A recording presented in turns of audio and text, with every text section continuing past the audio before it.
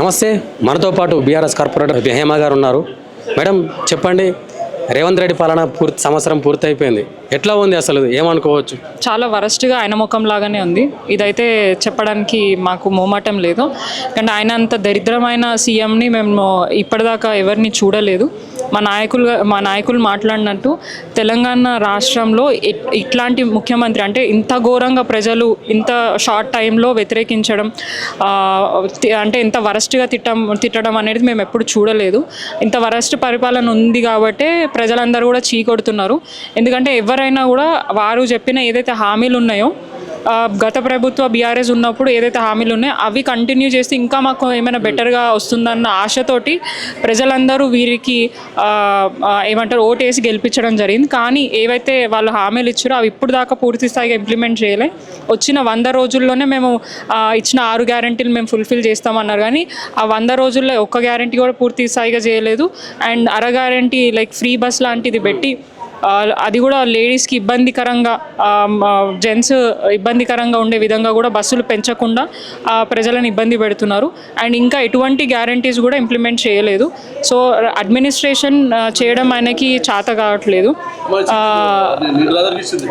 Madam అంటే ముఖ్యంగా రైతు భరోసా గురించి చెప్పుకుంటున్నట్టయితే 15,000 ఇస్తా అని చెప్పిండు ఎలక్షన్స్ ముందు, ఇప్పుడేమో రీసెంట్గా 12,000 ప్రకటించండి. అసలు దానిపైన మీ స్పందన ఏంటి? ఎలక్షన్స్ టైంలో రేవంత్ రెడ్డి గారు కేసీఆర్ గారిని ఉద్దేశించి కేసీఆర్ గారు రైతులని చిన్న చూపు చూస్తున్నాడు, వాళ్ళకి 10,000 బిచ్చం వేస్తున్నాడు అని చెప్పేసి మాట్లాడి, ఇప్పుడు నేను రైతులను ఇంకా గౌరవంగా చూస్తాను, 15,000 ఇస్తా అని చెప్పి అండ్ రీసెంట్గా యూటర్న్ తీసుకొని 12,000 చేశారు. ఆ 12,000 ఇచ్చే క్రమంలో కూడా వారు ఇచ్చిన స్టేట్మెంట్ ఏంటంటే తెలంగాణ రాష్ట్రం రెవెన్యూ చాలా కింద పడిపోయింది, సో రెవెన్యూ జనరేట్ అవ్వట్లేదు, మేము చేయలేని పరిస్థితుల్లో ఉన్నామని కూడా చెప్పడం జరుగుతుంది.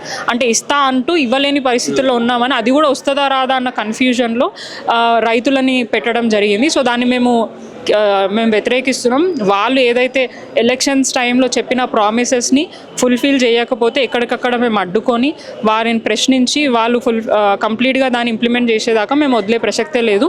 ఇవే కాదు, మహిళలను ఉద్దేశించి కూడా ఆయన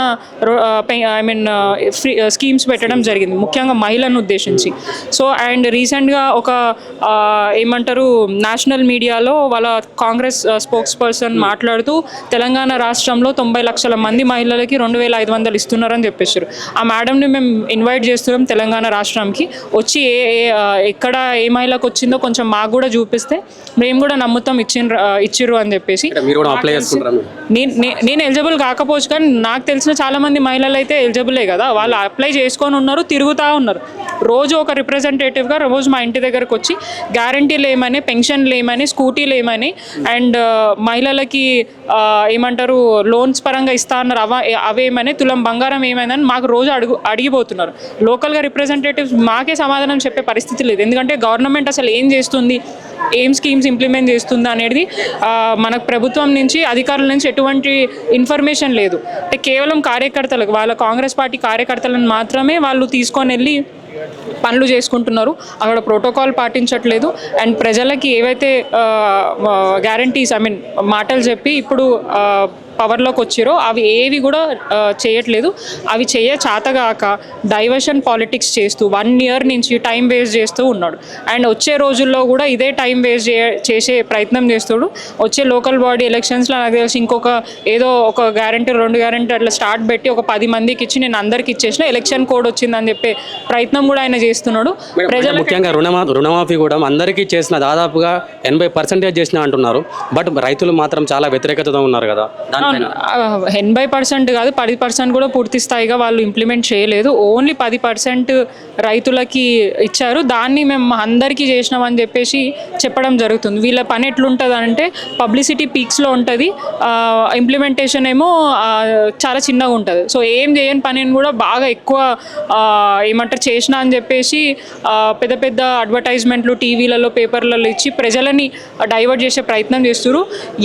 ఎన్ని చేసినా కూడా అల్టిమేట్గా ఎలిజిబుల్ ఉన్న ప్రజలకు తెలుసు అసలు ప్రభుత్వం తరఫు నుంచి మాకు ఏం గ్యారంటీలు వస్తున్నాయి, ఇవన్నీ అప్లై చేసుకోమన్నారు రాగానే. ఆ ఫామ్స్ మీద ఎటువంటి ఇన్ఫర్మేషన్ లేదు. మళ్ళీ కూడా రైతులని మళ్ళీ మీరు అప్లికేషన్ పెట్టుకోవాలి అండ్ రేషన్ కార్డులు ఉన్న వాళ్ళకి ఇస్తాము అండ్ ఇట్లాంటి లిమిటేషన్స్ పెట్టి వాళ్ళకి వాళ్ళు ఎలిజిబుల్ అయిన వాళ్ళకి ఎవరికి కూడా ఆ అమౌంట్ని ఇవ్వకుండా ఎగవేత చేయడానికి ప్రయత్నం చేస్తున్నారు. సో ఇవన్నీ కూడా ప్రజలు గమనిస్తున్నారు. ఖచ్చితంగా కాంగ్రెస్ పార్టీ నాయకులని ముందున్న రోజు రానున్న రోజుల్లో డెఫినెట్గా చెప్పులతో కొట్టే విధంగా కూడా ప్రజలు సిద్ధంగా ఉన్నారని తెలియజేస్తున్నారు. అంటే మేడం, ముఖ్యంగా మీ కార్యనిర్వాహక అధ్యక్షుడు కేటీఆర్ గారు కూడా ప్రజెంట్ కొంచెం ఇప్పుడు అవినీతి ఆరోపణలు ఎదుర్కొంటున్నాడు. అంటే ఫార్ములా ఈరస్ కేసులో ఖచ్చితంగా అతను అరెస్ట్ కాబోతుండనే కొన్ని మాటలు వినిపిస్తున్నాయి.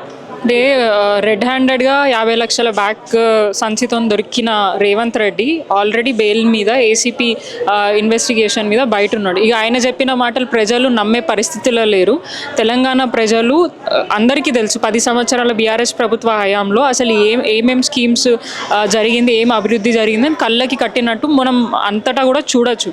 సో అవన్నీ చూస్తూ కూడా వీళ్ళు చెప్పిన మాటలు నమ్ముతున్నారంటే మేము కూడా సిద్ధంగా లేము. అండ్ మా అందరికీ తెలుసు హైదరాబాద్లో ఒక హైదరాబాద్ బ్రాండ్ని ఇమేజ్ని పెంచడానికి ఇంటర్నేషనల్లో ఎంతోమంది ఎన్నో కంట్రీస్ పోటీ పడినా కూడా హైదరాబాద్కి ఈ రేస్ ఫార్ములాని తీసుకొని వచ్చి హైదరాబాద్ బ్రాండ్ని పెంచే ప్రయత్నం చేశారు. ఒక 50 కోట్ల నిధులు దానికి కేటాయించి 700 కోట్ల రెవెన్యూని తెలంగాణ రెవెన్యూని జనరేట్ చేసిండ్రు.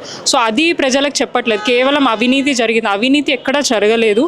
అండ్ వాళ్ళ సొంత కాంగ్రెస్ పార్టీ మంత్రియే ఒక మీడియాలో చెప్పడం జరిగింది, వీళ్ళు ఏదైతే అమౌంట్ ఇచ్చారో ఆ కంపెనీకి వెళ్ళిందని చెప్పేసి పొన్నం ప్రభాకర్ గారు ఒక మీడియా ముఖంగా చెప్పడం జరిగింది. సో అవినీతి జరగడానికి స్కోపే లేదు. ఏవో పాలసీస్ మీద ఏదైనా చిన్న చిన్న ఇష్యూస్ ఉండొచ్చు, కానీ ఆ ఇష్యూస్ దాన్ని అంత భూతద్దంలో పెట్టి చూసే అవసరం కూడా లేదు. అండ్ ప్రజలందరికీ కూడా తెలుసు, అంటే కొంతమంది చదువుకోలేని వాళ్ళకి ఇది కొద్దిగా అంటే ఇవేంటి పిచ్చి కేసులు అని అనిపిస్తుంది. అదే ప్రజలు గమనిస్తున్నారు. రోజుకొకటి, ఈరోజు ఇదైతే రేపు ఇంకొకటి, ఆ తర్వాత ఇంకొకటి. సో ఇట్లనే ఆయన టైం పాస్ చేస్తున్నారు తప్ప మనకి మంచి చేసే విధంగా కూడా పార్టీ ముందుకెళ్ళట్లేదు. సో అది గమనించిండ్రు. ఎన్ని కేసులు పెట్టినా, ఎంత ఇబ్బంది పెట్టే ప్రయత్నం చేసినా మా బీఆర్ఎస్ పార్టీ నాయకుడు కేటీఆర్ గారు ఎదుర్కొని వాటినన్నిటినీ ఎదుర్కొని క్లీన్ షీట్గా బయటికి వస్తాడు. అండ్ వారికి సపోర్టివ్గా మా బీఆర్ఎస్ పార్టీ నాయకులు ప్రజలందరూ కూడా ఉన్నారు. ఏం కేసులు పెట్టినా కూడా మేమందరం కూడా ప్రభుత్వాన్ని ప్రశ్నించడానికి ముందుకెళ్తాం, కానీ వెనుకకు తగ్గే ప్రసక్తి అయితే లేదు. Thank you ma'am. రైట్, అంటే విన్నారు కదా అండి.